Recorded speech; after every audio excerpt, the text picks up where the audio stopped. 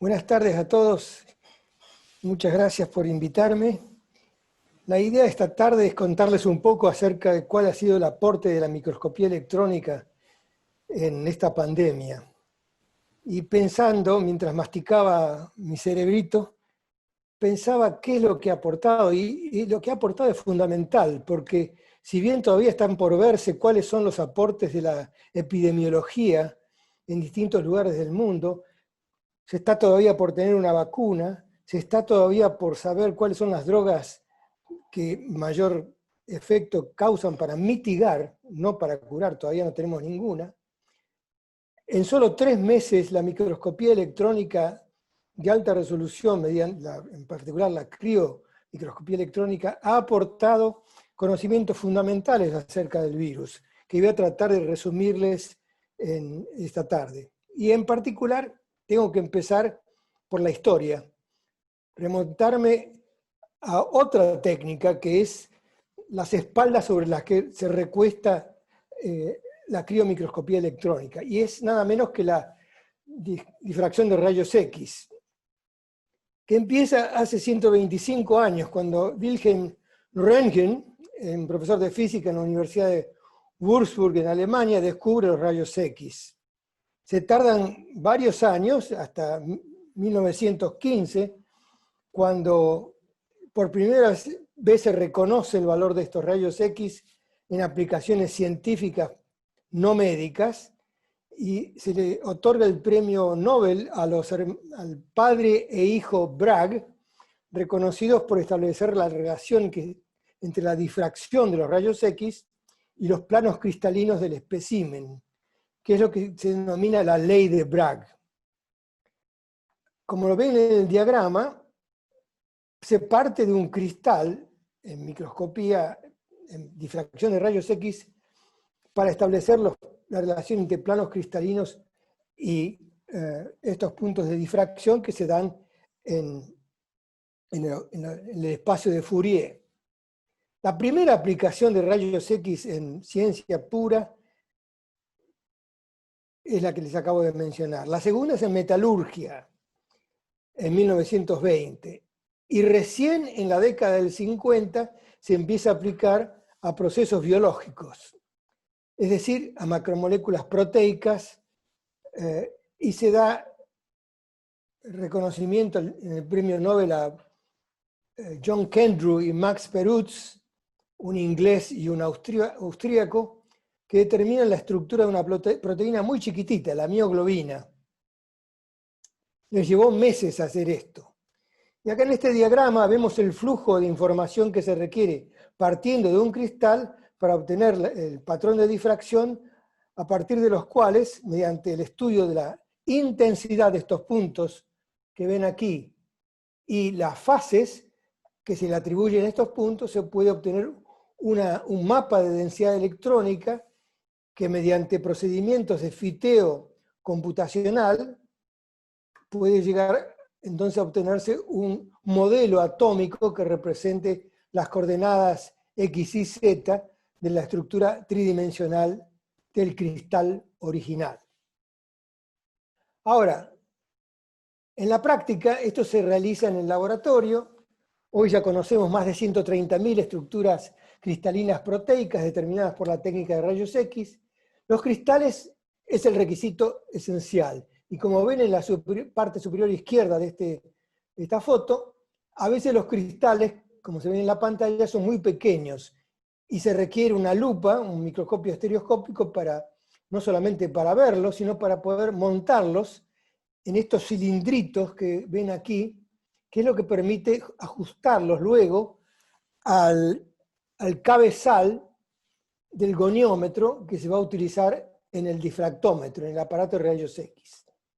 Eso, a su vez, acá ven dos modelos comerciales de difractómetros, a la derecha el Rigaku, el modelo una marca japonesa, o si no, podemos requerir una estructura como es esta, que es el sincrotrón de Grenoble. Nosotros en la Argentina podemos recurrir a uno más cercano, el de Campiñas, en el estado de Sao Paulo, en Brasil, que tiene facilidades para hacer rayos X aplicado a biología.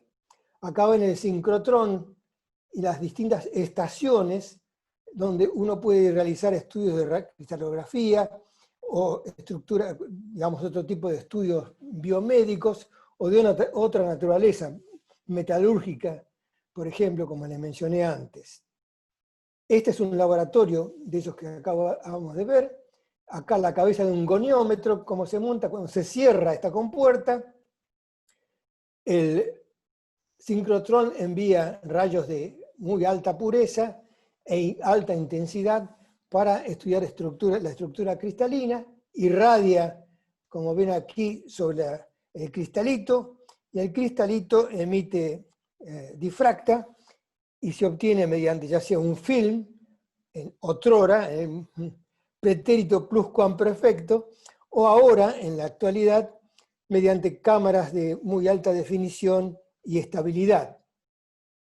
Esto es lo que hace la difracción de rayos X. Luego pasa al estadio computacional, y aquí lo que vemos en la compu puede ser inclusive una PC, se puede reconstruir el modelo tridimensional de la proteína, lo cual representa en primer lugar saber la secuencia monodimensional, lineal, la secuencia de la estructura proteica, eso lo sabemos de la bioquímica, qué aminoácido, qué ladrillito viene después y antes del otro, y luego su plegamiento tridimensional, esto ya requiere el conocimiento de la estructura tridimensional terciaria y cuaternaria, requiere estudiar modelos que, según tengamos mayor resolución, acá vemos una resolución de 4 angstroms, 2,5, 1, y acá montado sobre él la estructura de un aminoácido, el triptofano, encajando en el modelo de densidad óptica experimental. Cuando la estructura secundaria terciaria en particular requiere una resolución de 5 angstroms. Ya empezamos a ver si es una estructura alfa helicoidal, por ejemplo. Y la posición de las cadenas laterales de los aminoácidos requerimos una resolución de alrededor de 3,5 angstroms para empezar a visualizarlas, a resolverlas, mejor dicho.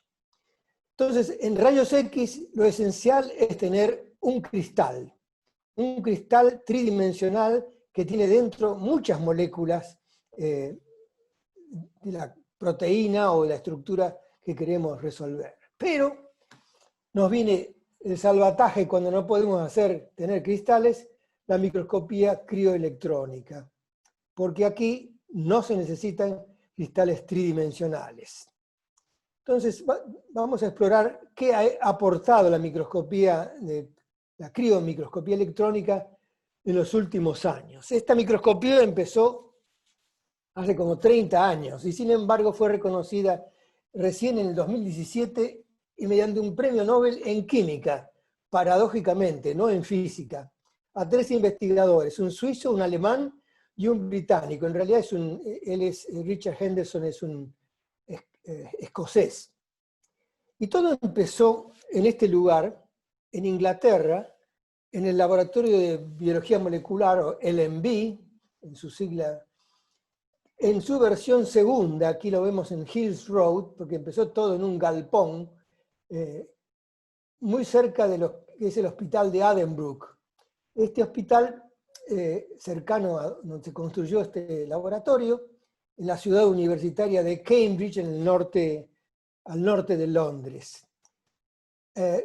Yo hice, acá ven a los dos sujetos, el escocés Richard Henderson y el neozelandés Nigel Unwin, que en el 1975 establecen la estructura cristalina de la bacteriorhodopsina, que es una proteína parecida a la proteína que tenemos en la retina de nuestros ojos, la rhodopsina. Esta proteína está en una bacteria muy primitiva, una arqueobacteria, y forma cristales bidimensionales. Acá vemos en esta foto, a la izquierda, el diagrama bidimensional, la estructura de esta proteína muy hidrofóbica, y a la derecha una reconstrucción tridimensional de la proteína que atraviesa 7 veces el espesor de la membrana biológica de esta arqueobacteria. Muy hidrofóbica, muy difícil de cristalizar, pero en cambio, qué mejor que estudiarla directamente en su membrana natural, en el plano. Pero claro, en el plano forma estructuras bidimensionales. Hace falta inclinar la molécula mediante tilt microscopy para poder obtener estructuras tridimensionales. Aquí vemos a Nigel Unwin y Richard Henderson allá por la década del 70, cuando yo hice una estadía sabática en Cambridge, en 1991-92. Mis hijitos nos odiaron a mí y a mi mujer porque estábamos en plenas vacaciones de verano en la Argentina y los hicimos ir en el sabático de 6 meses a Cambridge en pleno invierno y tenían que ir a la escuela en medio de la nieve. Como les digo, fue terrible para ellos. Una cosa importantísima en Cambridge era esto, era la cantina. Aquí vemos, aquí es el premio Nobel Max Perutz, austríaco, que le corregía el inglés a los británicos, una marca registrada de la cantina. Esta es la terraza de la cantina, que era más grande. Y este es el LMB, el Laboratorio de Biología Molecular, en la actualidad, un edificio magnífico donde ya tienen, por supuesto, los microscopios de ultimísima generación, como el Titan Krios. Y acá lo ven a a Nigel Unwin mostrándome el uso del microscopio. Por supuesto, ni siquiera hace falta estar al lado del microscopio, se controla desde la habitación cercana. El microscopio está en una habitación para él solo. Por supuesto, tenemos versiones infantiles del Krios Titan, como que es la versión Lego para los chiquitos, que es quizás la versión que podemos comprar nosotros en el Cono Sur. Bueno, ¿cuál ha sido el aporte de los 3 novelistas? El suizo Dubochet inventó esto, que es la vitrificación del agua sin daño al espécimen biológico. Lo que hace es, la gota que contiene los cristales se aplica sobre la grilla metálica. La grilla se sumerge en etano enfriado a menos 190 por el nitrógeno líquido que está en la cápsula circundante, y esto hace una capa de agua muy finita que contiene las proteínas que se van a estudiar. Joachim Frank, el alemán, que hace como 40 años que está en la Universidad de Columbia en Nueva York, ha aportado otra cosa, in silico. Ha aportado el estudio del promediado de las moléculas para poder obtener la estructura tridimensional. Como ven acá en el diagrama, las moléculas pueden ser depositadas sobre la grilla en distintas orientaciones. Algunas lo van a hacer de pie, como esta, otras van a estar acostadas, otras medio reclinadas, como esta tercera. Entonces es necesario aplicar programas bastante sofisticados de computación para poder, a partir de las proyecciones bidimensionales de estas imágenes, se computan en forma progresiva por algoritmos como el K-medio, que es el más común que se utilizan actualmente, y de tal forma se puede reconstruir la estructura tridimensional total de la molécula en cuestión. Como ven acá, lo que se representa es una molécula única, por eso es que se llaman promediados de molécula única, que hoy en día nosotros en Buenos Aires estamos aplicando no ya a microscopía electrónica, sino a moléculas en el microscopio óptico, en microscopía óptica de superresolución.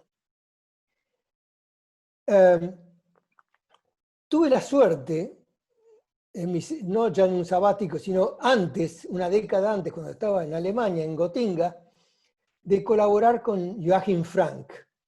Y publicamos algunos trabajos con él, mucho antes que se sacara el premio Nobel. Y acá lo que ven es justamente el estudio de una proteína de membrana, el receptor acetilcolina, con lo que empecé a estudiar cuando yo era estudiante y con lo que sigo trabajando ya de viejito. Y aquí lo que ven son las estructuras promediadas por molécula única, 3 modelos a 18 Armstrong de resolución. Esto nos ubica en el tiempo, esto se hizo en el año 1979-80, recién en las etapas pioneras de la microscopía, la criomicroscopía electrónica, cuando Frank estaba empezando a diseñar los métodos del software para la reconstrucción de moléculas únicas. Y acá ven en este diagrama cómo en lo que él estudió el resto de su vida, que son los ribosomas, unas estructuras gigantescas que están en el interior de las células y que sirven para sintetizar las proteínas que tenemos en nuestro organismo, cómo a partir de estructuras en 2006, con una resolución de 7 Armstrong, cómo se llega en 2016, 10 años más tarde, a una resolución de 3,9 Armstrong, cómo va progresando en base a estos métodos de promediado de molécula única a llegar a este tipo de resolución. Y si uno mira la evolución post la década del 2007 al 2016, es más que nada técnicas de clasificación de moléculas que han permitido, y por supuesto desarrollos tecnológicos, como es la introducción de cámaras de detección electrónica mucho más sensibles y estables que lo que nos provee la micrografía, la fotografía. Y por supuesto esto ha permitido resolver estructuras de las primeras proteínas de membrana como el canal, un canal abierto o un canal cerrado, cómo permean iones a través de una célula. Y en el 2016 se rompe la barrera de los 2 Armstrongs, y muchas otras proteínas han sido posibles de resolver en los últimos pocos años. Volviendo a los trabajos que hicimos con Joachim, fíjense aquí cómo en el año 1982 pudimos resolver la estructura del dímero del receptor y a 18 Armstrongs de resolución, y tardó 25 años un amigo Nigel Unwin en bajar esa resolución a 4 Armstrong, utilizando otro tipo completamente distinto de promediado, es el promediado helicoidal, que es una cosa que introdujeron los rusos hace más de 50 años, que permite promediar moléculas en el cilindro. Muy útil para estructuras fibroidales. Y un poco más tarde, en este paper en Nature, lo que conseguimos es resolver la presencia de un polipéptido, la alfa-bungarotoxina, que es un ligando que se une al receptor, que tiene solamente 8.000 de peso molecular, es un pequeño polipéptido, y pudimos distinguir las dos subunidades que lo ligan a esta resolución. Bueno, hecha esta introducción, puedo decirles que no se requirió al principio un microscopio sofisticado para descubrir a los coronavirus, entre los cuales está el que produce el COVID-19, sino que fue esta científica notable, canadiense, que mediante microscopía electrónica de transmisión convencional logra ver al virus, el coronavirus, no al coronavirus SARS-CoV-2, sino a otro, que es el que produce el SARS, el síndrome agudo respiratorio y severo. Y acá alcanzan a ver quizás en la periferia del virión estas espículas que son las que en esta reconstrucción artística se conoce como la proteína S o proteína spike, en inglés por espícula o espina. El virus tiene a su vez otras proteínas más chiquitas como la proteína E o del envoltorio y la proteína M por membrana. Acá otra reconstrucción artística mostrando cuán abundante es la proteína S, que es la que le permite al virus adherirse a las células de nuestro organismo e infectarlo.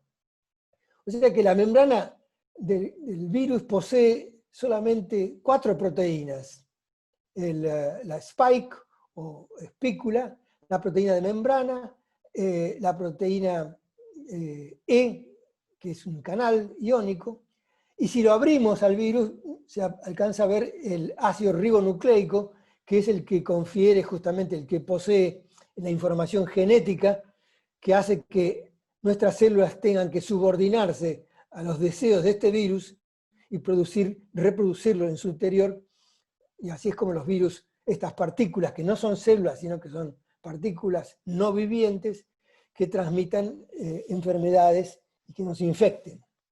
Y acá el primer aporte de la criomicroscopía electrónica es la estructura del virus. Lo que ven aquí son, en esta porción central del diagrama, una micrografía electrónica, acá una reconstrucción tridimensional, ven las 3 espículas que son las proteínas S, y acá en el diagrama alcanzan a ver cómo el virus, la proteína S de la superficie, está anclada a la membrana del virus, y se ven 3 monómeros o protómeros de este trímero. El trímero tiene a su vez una RBD, que quiere decir el dominio de unión al receptor, o Receptor Binding Domain, que es esta cosa que se ve aquí, esta parte de la molécula, que se une a su vez en las células mediante esta proteína que es una enzima, que en inglés se denomina ACE2 o Angiotensin Converting Enzyme 2, en castellano la enzima convertidora de la angiotensina, que en nuestro organismo y en la evolución filogenética se hizo por una cosa completamente distinta, que es regular la presión arterial. En cambio, lo que ha hecho el virus, no solamente este, sino otros primos de la familia Coronaviridae, es secuestrar, utilizando esta molécula para adherirse a la superficie de la célula. Esta es la ACE de la célula de mamífero y esta es la región del virus con la cual interactúa. Una de las primeras contribuciones de la criomicroscopía electrónica ha sido la de resolver, fíjense, en marzo de este año, la estructura del coronavirus, la proteína S, a altísima resolución, a resolución atómica. Acá lo ven de costado, con la porción que se une a la ACE protruyendo, y acá la vemos a 90 grados vista desde arriba, viendo muy bien la estructura trimérica, el triángulo este que vemos desde aquí. El virus entra por muchos lugares, pero preferentemente por células que tengan células epiteliales. Y donde tenemos muchas células epiteliales que contienen la ACE2, el receptor, es la mucosa olfatoria. Y lo peligroso de la mucosa olfatoria es que está muy cerca del sistema nervioso central, como ven aquí, en esta parte del diagrama. Y eso se hace porque el nervio más pequeño que tenemos en el organismo, que es el par nervioso cerebral número 1, nervio olfatorio, está a menos de 1 centímetro del bulbo olfatorio y de la mucosa olfatoria. Y por estas células que están recubriendo la mucosa, puede el virus penetrar. También lo puede hacer por el epitelio olfatorio, el epitelio que reviste el tracto respiratorio superior, o por el tracto digestivo. Por eso es que nos hacen test por la vía nasal, test que está siendo reemplazado ya en el futuro en el hemisferio norte por test de saliva, que es mucho menos traumático y doloroso, es menos doloroso. Bueno, como les decía, acá la microscopía electrónica permitió ver la estructura cristalina de la proteína receptora. Esta es muy parecida en los virus como de las otras enfermedades, y es muy parecida también a la misma proteína que tiene este bicho, que es un mamífero, como ustedes pueden apreciar acá, que es un bicho muy apetecido por los chinos y que van a ver enseguida por qué. O también a la forma del virus que tiene este tan precioso animalito que es un murciélago. Este murciélago y el pangolín, ese mamífero que les acabo de mostrar, son los más cercanos que tenemos al virus que infecta a los humanos. Y curiosamente esto no apareció en el momento hace millones de años en la evolución filogenética, sino que el virus, el SARS-CoV-2, que es el que produce el COVID, se separó algunos siglos, quizás en el año en el medioevo o en el Renacimiento, y recién hace 40, 70 años, el virus que convive con el murciélago y el mamífero pangolín aparecieron en estos bichos con capacidad de transmitir a seres humanos. Fíjense, por ejemplo, la estructura de la proteína S del humano y del murciélago, desde el punto de vista de estructura atómica, son casi idénticos. Acá se ve un protómero, un monómero o protómero de la proteína S, cada una en un distinto color, lo vemos acá, y acá la proteína receptora en nuestras células. En este momento la industria farmacéutica está desesperada por encontrar vacunas y anticuerpos, y se utiliza justamente esta porción de la molécula, el receptor binding domain, para tratar, es muy antigénica por suerte, para tratar de desarrollar vacunas contra la molécula del virus. A nivel molecular, la cristalografía y la criomicroscopía electrónica nos están empezando a dar ejemplos o indicios de cómo se produce la infección. A la derecha, en este diagrama, ven la proteína S en el estadio no infectivo, preinfectivo. Cuando se para este receptor binding domain, acá lo vemos en la estructura cristalina, cuando está para abajo, en la conformación cerrada, el virus no puede infectar. Cuando esta estructura protruye, es capaz de unirse. Acá está la superficie del virus, que de paso les digo que tiene varias formas, es decir, pueden coexistir varias formas con una sola, con más de una, dos, o más formas del receptor binding domain. Y luego, esta estructura receptor binding domain, que acá se vemos sobresaliendo, aquí el virus acercándose a una célula con el receptor, establece su contacto a nivel molecular con afinidades nanomolares, o sea que es muy afín. Acá en un diagrama artístico vemos el virus con su bicapa lipídica y su trímero del virus, de la proteína S, y acá la superficie de una célula con sus glicanos, con la molécula receptora en su diálogo molecular con el virus. Fíjense cuál es la zona de contacto, ya se conoce esto también por criomicroscopía electrónica, se sabe exactamente qué aminoácidos están involucrados, qué aminoácidos se pueden mutar para destruir esta afinidad. Y acá, fíjense, otra cosa que este año hemos podido dilucidar mediante microscopía electrónica, cuál es la forma de posfusión que es la capaz de meterse en la membrana de las células de mamíferos. En el estadio prefusión, la estructura del receptor binding domain está escondido, los tres protómeros del trímero lo esconden, y luego se pasa a esta conformación que es completamente diferente y que está escondida en la parte interior de la molécula.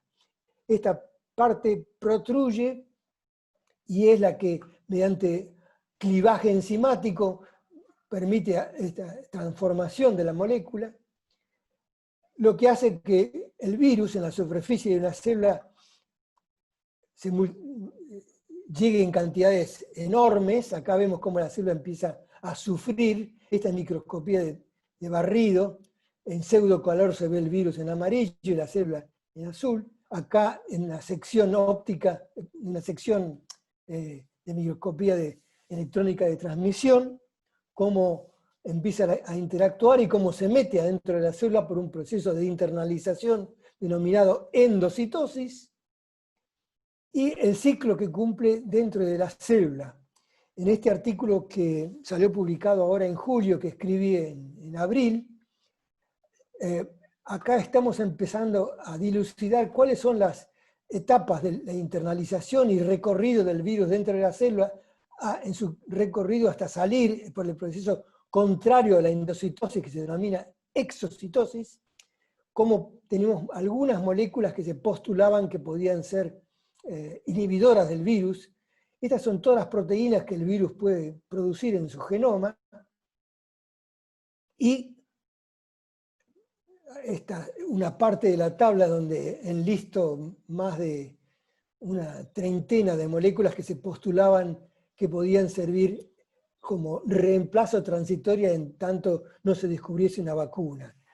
Resumiendo esta parte, les puedo decir que lamentablemente la única droga que por ahora tiene una eficacia más o menos probada, paliativa, son los corticoides en los casos de COVID bastante graves en las etapas, disminuyendo el tiempo de internación de los pacientes que tienen que ser intubados y ayudados mecánicamente.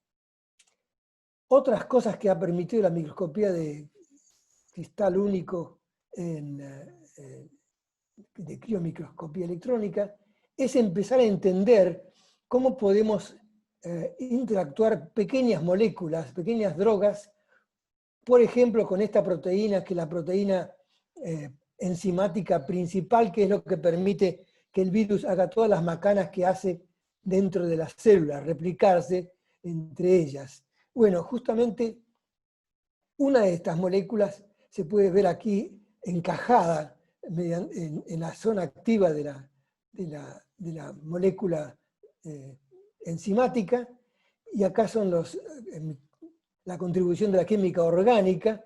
Estas son tres inhibidores de ketoamidas, y acá se ve un encaje dentro de una zona de la molécula, de la estructura de la proteasa principal, o MPRO, encajando en esta otra estructura. Los chinos han contribuido enormemente, y en el lapso de 2 o 3 meses han publicado enormemente en este campo. Ahora, otra cosa curiosa que nos ha permitido la criomicroscopía electrónica es estudiar la cubierta azucarada, el complemento de glicanos o azúcares que actúan como armadura en la superficie del virus, y lo que el virus ha desarrollado en el curso de miles y millones de años para recubrir la superficie proteica con estas cosas pulverulentas que ven acá, que son los azúcares, que son altamente cambiantes, y es lo que hace que evadan la antigenicidad de nuestro organismo, digamos, la capacidad antigénica de reconocer el antígeno, para que nuestro organismo produzca anticuerpos y neutralice el virus. Otra de las cosas que la industria farmacéutica está buscando desesperadamente: anticuerpos neutralizantes que inhiban el virus en su entrada a la célula. Y estos son mecanismos que han utilizado distintos virus. Acá vemos, por ejemplo, el virus del HIV, y qué grado de capacidad de evasión tiene, que es muchos más azúcares los que tiene el virus del HIV que los que tiene el de la fiebre, el de algunas formas de influenza. O sea que esto es una cosa, es un mecanismo que los virólogos han estudiado extensamente. Me está apareciendo una encuesta en medio de la charla. Bueno, acá ven el mapeo que se puede hacer de la glicoproteómica, la combinación de la glicómica y la proteómica, estos neologismos que la bioquímica y la biología molecular contemporánea nos están aturdiendo. De cualquier modo, no solamente se ve que actúan a modo de coraza o para proteger al virus de las defensas que nuestro organismo tiene, pero también participa en los cambios conformacionales que tiene la parte de unión del receptor, y en eso colaboran estos azúcares en mantener la estructura parada del receptor binding domain. Bueno, ya culminando con esto, les digo que el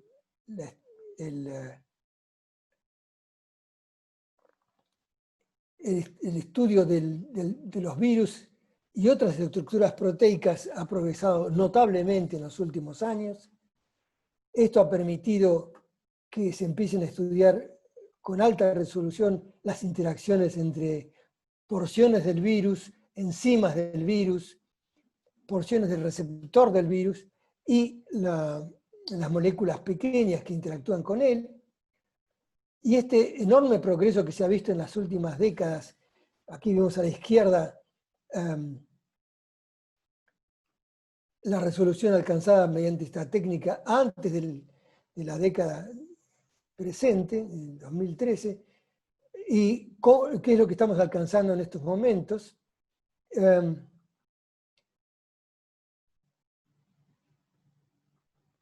Avanzo para mostrarles esta analogía, que es una comparación metafórica en los avances de resolución.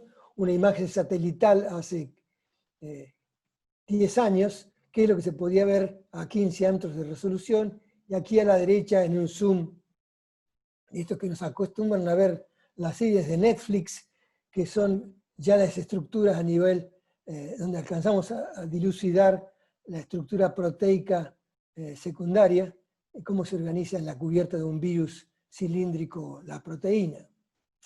Para terminar les muestro esta peliculita, que es una de las últimas contribuciones de la microscopía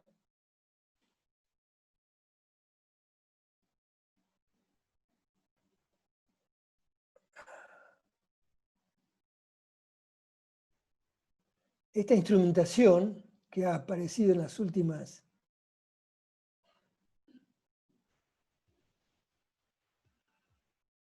permite muestrear. Acá vemos cómo se recoge una muestra líquida. Ya no se usa un papel de filtro, sino que una parte del instrumento seca la gota, acá la bombardea y un láser ilumina el tracto. Luego se lleva a otra parte del instrumento, donde unas grillas especiales son recogidas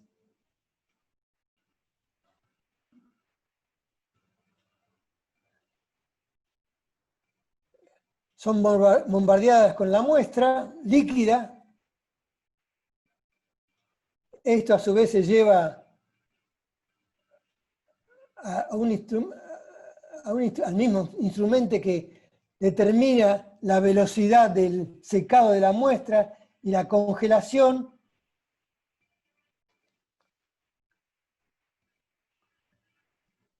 Y este instrumento, que existe comercialmente y que debe costar sus buenos cientos de miles de dólares, ha permitido en los últimos meses justamente estudiar las proteínas del virus del SARS. Un avance que hubiese sido imposible, como dije antes al comenzar la charla. Esta técnica descansa sobre las espaldas de un gigante que ha sido la cristalografía de rayos X, que en los últimos 20 años ha contribuido con enormes e importantes atributos a la cristalografía y a la estructura de proteínas. Bueno, espero haber sido lo suficientemente gráfico como para contarles en estos pocos minutos cómo la microscopía la criomicroscopía electrónica ha sido quizás la metodología, la técnica biofísica que ha reaccionado más rápidamente a la pandemia, mientras que tendremos que esperar unas cuantas meses para poder evaluar la eficacia terapéutica y quizás unos cuantos más meses para poder juzgar los resultados de las vacunaciones masivas. Tenemos ya información bastante fidedigna acerca de la estructura de su agente causal, el virus SARS-CoV-2, que es el agente causal de la enfermedad. Muchas gracias. Muchas gracias, doctor. Excelente la charla y, bueno, la verdad, muy fascinante todo esto que es la microscopía tridimensional, bueno, específicamente la criomicroscopía. Tenemos un par de preguntas. Yo antes le quería preguntar de los papers que se han mostrado, que había publicado con Frank, ¿eso es cryo-EM o es negativa, emisión negativa o eran dos? No entendí qué parte, no te De los entendí bien. papers de usted que mostró, que tenían Sí, las los míos. publicaciones. Sí, Ah, los de míos las tienen proteínas. son trabajos de revisión que los voy a poner a disposición enseguida a través de ustedes. Uno tiene que ver con, justamente se titula ¿qué hacer hasta que venga la vacuna? ¿No? En estos meses, en el No, pero yo le interinato. decía los primeros que ha mostrado, cuando estaba en Göttingen. No, son sobre el receptor de acetilcolina. En esa época ni siquiera se sabía de la existencia de estos virus. Son trabajos de hace bastantes Sí, sí, décadas. sí, no, me refiero a la técnica. ¿Es cryo-EM o es negative stain? Tinción En- negativa. la mayor parte es negative staining, pero son los primeros donde Frank desarrolla el promediado de molécula Claro, única. sí, sí, sí. No, porque, digamos, sigue siendo, lo que podemos hacer acá en Argentina es eso, que obviamente no da la resolución que para estos casos, ¿no? Pero es algo que es importante y que no está muy desarrollado aquí, y se Sí, podría pero hacer con negativo. se puede usar. Sí, digamos, es una cosa que es accesible y que todavía tiene muchas preguntas por responder. Sí, Yo en este momento lo que estoy masticando es la posibilidad de utilizar microscopía óptica de superresolución, que obviamente no tiene resolución atómica, pero sí permite seguir el trayecto intracelular de pseudovirus para ver si se puede ver dónde inhibirlo. Y eso es una cosa que tenemos en el laboratorio, microscopio óptico de superresolución que construimos en Bahía Blanca. Hay otro también en el CIBIO, el que tiene Fernando Stefani, en Buenos Aires. bien. Bueno, tenemos preguntas, además. Sí, sí, bueno, hay muchos saludos de felicitaciones, de agradecimiento por la charla, por la exposición, ¿sí? Por nombrar solo algunos, María Julia Llanes, Fabiana Ríos, José Félix, Alfonsina también, Paula López. Gracias a todos. Varios saludos y hay una pregunta que tengo de Antonieta Daza que dice si se sabe si existen variaciones estructurales o de afinidad en la interacción entre la proteína S y la de la enzima convertidora de angiotensina en pacientes más leves a los más graves. No, no, porque eso requeriría el aislamiento de la partícula viral de enfermos graves y unos cuantas semanas a meses quizás para que el clínico se comunique, le transmite, le provea esas muestras a los biofísicos para que hagan estos estudios. Es una cosa interesante, pero sí, lo que sí se sabe es que se ha podido estudiar por medio de algunas técnicas biofísicas, inclusive resonancia plasmón, se ha podido estudiar la afinidad del virus del COVID-19 y compararlo con el de la enfermedad del MERS, la enfermedad del mediano este, y el SARS, que son las dos epidemias anteriores, 2003 y 2013, y se sabe que la afinidad del virus, el receptor binding domain interactuando con la enzima ACE2, tiene mucho más afinidad. Por eso es que se explica en parte la mayor peligrosidad de este virus, del COVID-19. Además de la transmisibilidad por vía aérea, que es lo que lo hace tan peligroso. Muy bien. Bueno, después hay más comentarios de José Manzano, dice supera ampliamente mi expectativa, qué grado de avance increíble. Carolina Taibo y Nadia Filippi también, muy interesante la charla. María Mercedes Sala dice, excelente su ponencia, doctor, admirable su capacidad, se refleja en su ponencia. Muchas gracias. Bien. Bueno, gracias a todos. Espero que... Bueno, hemos estado con 60 participantes aquí en Zoom y en Facebook también una docena más. Así que, bueno, muchísimas gracias a los dos. Hemos planteado un poco del tema, pero bueno, esta es la idea de la versatilidad de la microscopía electrónica, ¿no? De cómo la podemos usar en distintos problemas. Y siempre está dando respuesta y fabulosos los cambios que a veces no nos llegan por una cuestión tecnológica, pero bueno, que de alguna forma en algún momento vamos a levantar. Habría que combinar las dos charlas en una y tener una bala de plata para el virus, ¿no? Exactamente. Bueno, nosotros algunas partículas nos han salido con las Spike, que Hernán sacó sí, sí. pero bueno, son un poquito más grandes, pero ahora vemos coronavirus en todos lados, en las partículas que estamos detectando. A cuidarse. Sí, exactamente. Bueno, muchísimas gracias, José, muchísimas gracias, Francisco, y bueno, al resto los esperamos el lunes que viene por este mismo canal, esta misma hora. Gracias. Bueno, gracias a todos. Ahora hay una encuesta, cuando salga, estamos probando todas las funciones del seminario web, así que por favor si pueden hacer la encuesta cuando salga, a ver cómo sale. Gracias.